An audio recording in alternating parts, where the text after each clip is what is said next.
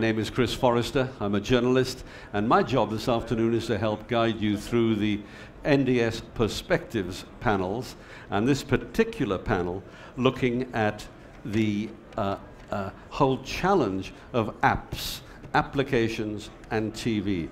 Do they have a relationship? How important are they? And we've got a panel of 3 experts to help guide us through this minefield. Nigel Smith, Vice President and Chief Marketing Officer at NDS. In the middle here, Steve Godman, Sales Director for Skinkers. And on my immediate right, Neale Foster, Vice President Global Sales at Access. Let me first invite both Steve and Neale. Tell us a little about your companies. Steve? We're a technical agency. We acquired a mobile app development business over Christmas last year and looked at the market in general, saw that mobile apps were interesting but not very profitable as a business, so we backed the TV horse and we put some R&D and some resources into building a 2-screen experience, which NDS were kind enough to commission us to build their demo for the show. So that's where we fit in. Neale? Yeah, hello. It's on. I can't hear myself, so it's quite interesting. So Access is here to very much show our HBB TV and DLNA software solutions.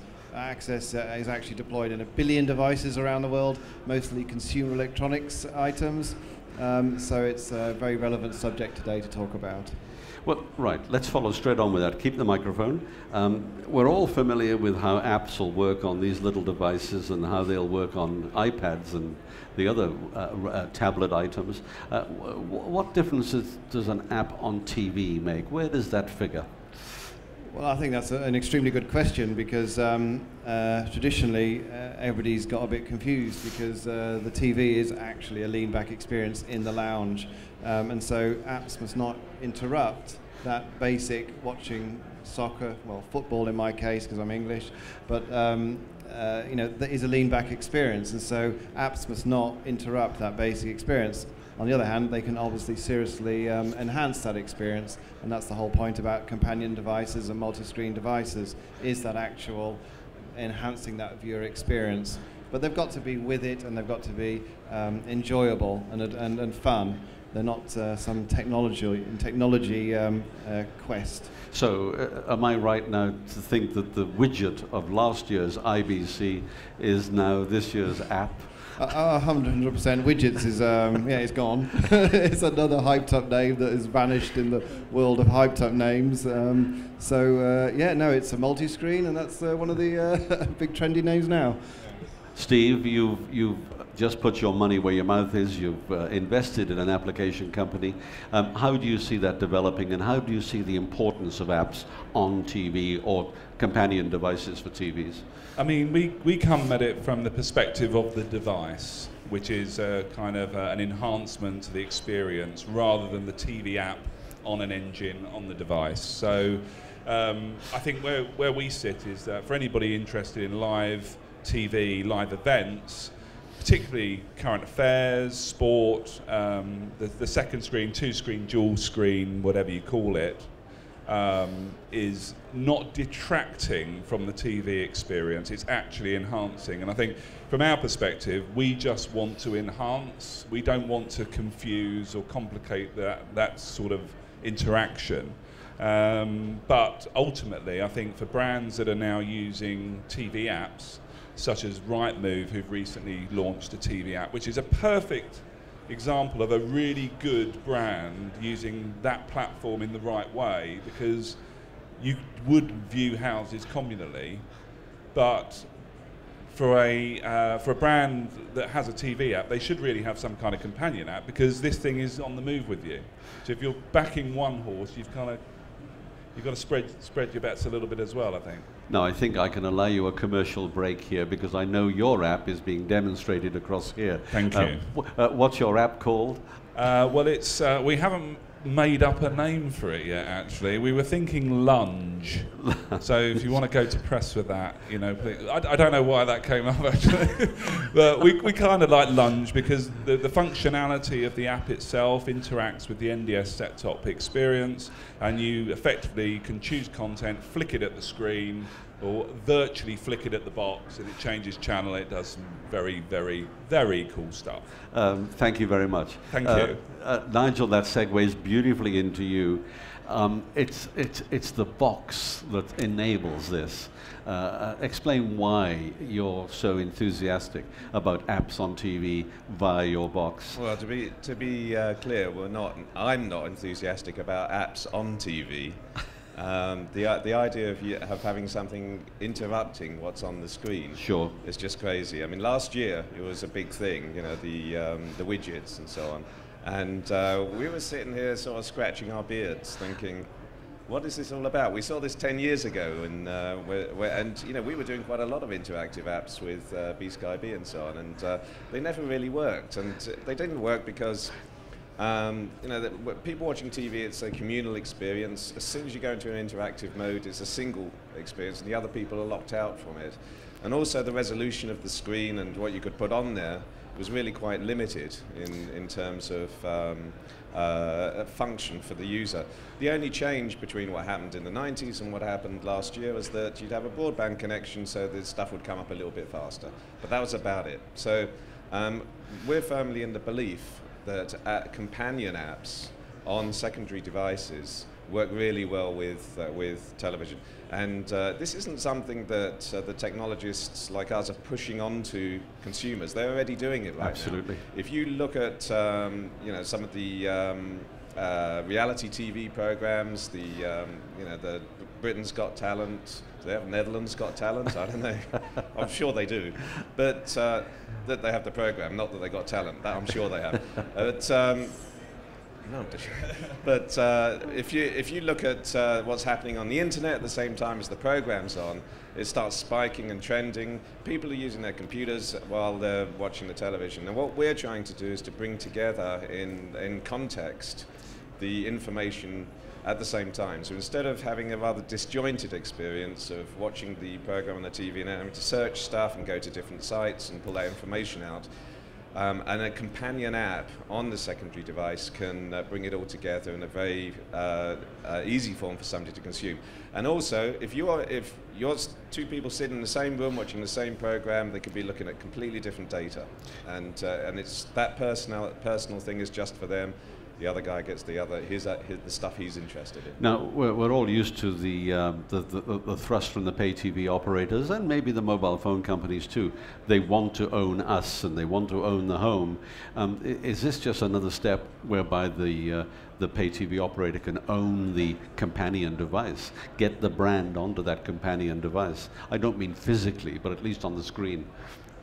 Well, they won't own the device. I mean, it's actually an opening of the platform. The pay TV industry has been a very vertical industry. The operators supplied the box to the consumer, and that had to be done that way because the features provided by the pay TV operator were so in advance of what you could get on consumer electronics devices, and they're very focused on the service that the operator's providing, the EPG, additional services. You needed the box with the software in there to be able to provide them to the user. But with these secondary devices, it's a CE device with a general purpose operating system in there. And our approach is to say, look, take advantage of what this market is bringing, and open up the APIs at the head end, at the broadcast head end, and then you can have thousands of developers writing apps with well-known calls, and they know how to connect into it. And I think that's going to really drive innovation. That's very exciting. We're anticipating there's going to be a lot of apps. A fair chunk of them are going to be rubbish, but there's going to be a lot of them that we'd never have thought of, and it's really going to make things move a lot faster. Neale, let me pose a question to you. Why is this all about social networking? Is it all about Twittering and Facebooking while you're watching, Strictly Come Dancing or whatever it is? Well, Well, it's obviously not all about that. It's a major component nowadays in everybody's life, but it's just another version of social communication, which is taking another level of communication and interaction.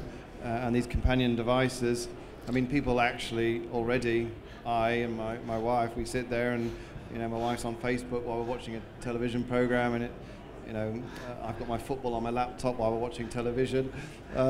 It's all a complete mix, and it just really enhances it, and we'll start to see, and we already are starting to see lots of models of, the communication of those social networking applications. But I mean, just to be very clear, I'm not a great fan of seeing Facebook on a television screen. Just like Nigel said, it is not about putting the web on a television. No, it is a television. Nor would the user wouldn't want that. And it's all about the companion device and allowing some communication with it.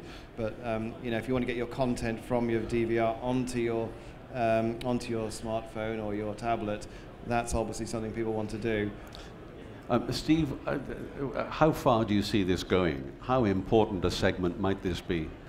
I think when the advertisers get hold of it and the media buyers get hold of it, it's going to go stellar. I think right now we've got an opportunity that's, the next web, mobile and beyond for advertisers.